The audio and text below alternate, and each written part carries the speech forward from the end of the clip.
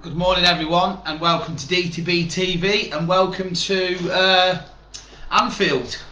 I'd like to just say a funny story before I start. So I've just had a a phone call. She sounded Australian. She's like, "Hello, can I speak to Neil McMillan, please?" That sounds American, doesn't it? I was like, "Yeah, it's Mr. McMillan speaking," and she was like, "Can you please tell me why you haven't had the second vaccine?" I was like, "Oh, well, I wasn't even going to have the first vaccine, but I just thought, for God's sake, I didn't think they were going to let me in football or anything without it." She went, "Well, is there any reason why you've not booked in for your second?" So it took about 10 minutes of the phone call for her to eventually say to me, "Come on, where you live, give me your postcode." So I gave her my postcode, and she goes, "Anfield, Liverpool. Oh, we have a vaccination centre for you at the Cop Bar at Liverpool Football Club." I was like, "Oh well, just get me in then." So I've had to book in for my second vaccine at the Cop End, which is something that I kind of chucked at, because I never thought that I would end up going in the Cop one day to get a Boris Johnson jab. But anyway, that's the funny story for this morning. I'm just going to be doing what I always do, which is my preview part 2 for Atletico Madrid. Reading out the Liverpool Echo today, which Klopp's been brutally honest with saying, "I'm not mad about Madrid." In today's Echo, Bobby's on the front saying "grudge match," which I like. Remember him? Look, Jay Spearing, now captain of Tranmere. So so what I'm going to read out first is basically, I still don't like Atletico play, but I respect them. So Jurgen Klopp yesterday moved to clarify his criticism of Diego Simeone's Atletico Madrid ahead of tonight's Champions League showdown. The Liverpool boss aired his grievances with the tactics of the Los Rojiblancos when the Reds were knocked out of Europe's premier competition by Simeone's men at Anfield in March 2020. I know, because I worked there that day. That was one of my first games. Was it my first game? No, it was my last game with a crowd before the pandemic. But it was during the pandemic, because it was right at the start of it, and I actually got COVID quite badly, actually, for 5 days.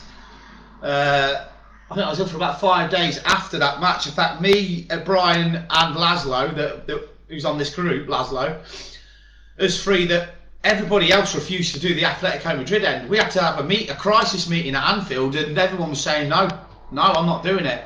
Guess who was going, send me in there, I'll go straight in and do that Madrid end. That's not just while the game was on, that was the next day, cleaning up after them. So just goes to show me as a person that I never actually think before I act. So yeah, I got COVID and survived it very luckily. I know people have died from it. The only reason I'm laughing is I'm laughing at myself. I'm laughing at the way I am. I just don't think. So luckily I got through it. But yeah, so going back to this. So that was when March 2020, after losing 3-2 in extra time, Klopp revealed his frustrations with the defensive setup of the visitors on the night, saying, "I don't understand with the quality they have, the football they play." Klopp's comments came moments after what would be Liverpool's last competitive match for 3 months, and just days before the UK government sent the country into a national lockdown. And the German has attempted to provide some context to his annoyance on that night 20 months ago as Liverpool returned to the Wanda Metropolitano.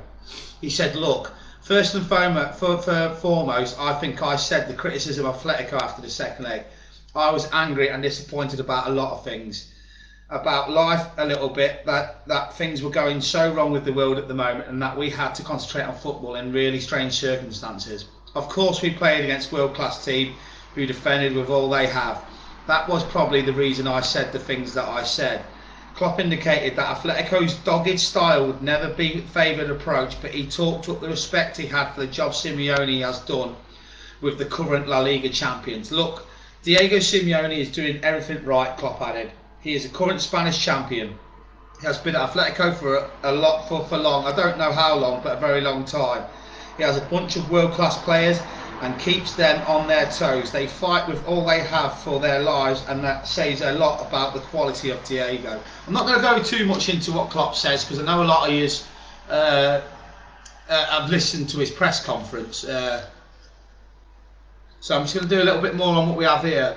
I have no idea if Salah can win the Ballon d'Or. So Jurgen Klopp, this little piece here I'll show you, look. The piece here with, hang on.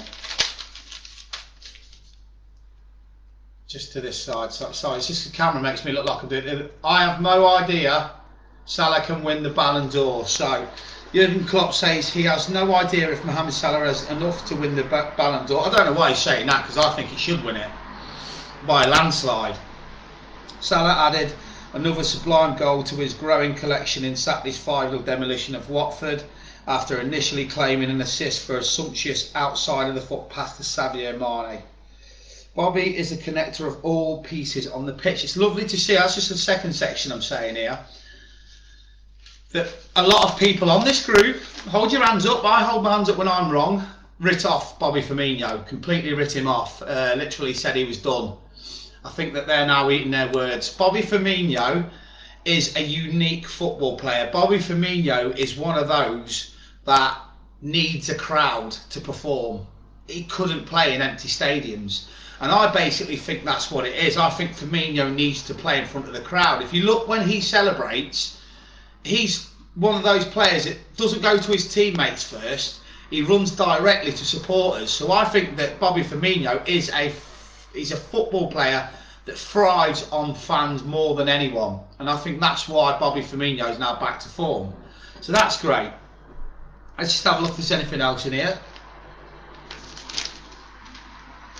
John Aldridge, yeah, I'll just do John Aldridge's piece that I normally do. Good old Aldridge.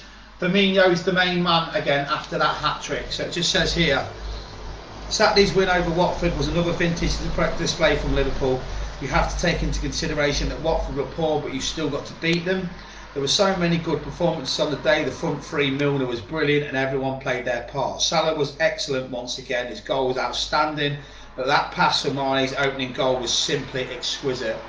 It has been a long time since Firmino has scored 2 or 3 in a game, so that was good to see too. Jota may have normally played if he didn't have that injury problem he sustained while on international duty with Portugal, but you think that Klopp may now pick Firmino to play this week against Man United based on that performance. Jota has been champing at the bit ever since he arrived at the club, and he has done really well since being here, but Firmino has won back that position for the moment. If Firmino keeps banging them in, then he's the main man. You can't drop players who are scoring goals. What that does though is maintain the competition of the top of the pitch. Unless Firmino gets injured or loses his goal scoring touch, Jota will now have to wait for his opportunity. In the front three, if the front three carry on at this rate they're playing at the moment, it will give a massive opportunity to finish above Man City this season. We will need the front three to continue firing, especially with the games we have coming up this week against Atletico Madrid tonight and Man United at the weekend. So that's John Aldridge's piece in today's Liverpool Echo. So basically, really looking forward to tonight's game. I'll be watching it on the highlights when I get back, because AFC Liverpool play tonight at home to Liverpool and Remeka, which will be every game in our league's a tough game. But they're bottom of the league, so I hope tonight Liverpool and AFC can win. Let me just sort this paper out. So yeah, I'll be back later to do one more video before I finish and go to the football. The scratch card still has 1, 2, 3, 4, 5, 6, 7, 8, 9, 10, 11, 12, 13 teams left. So if you can get us that filled, I'll scratch it before I go to AFC's match and send the £20 to the winner before I go to football. So see you all later. You'll never walk alone.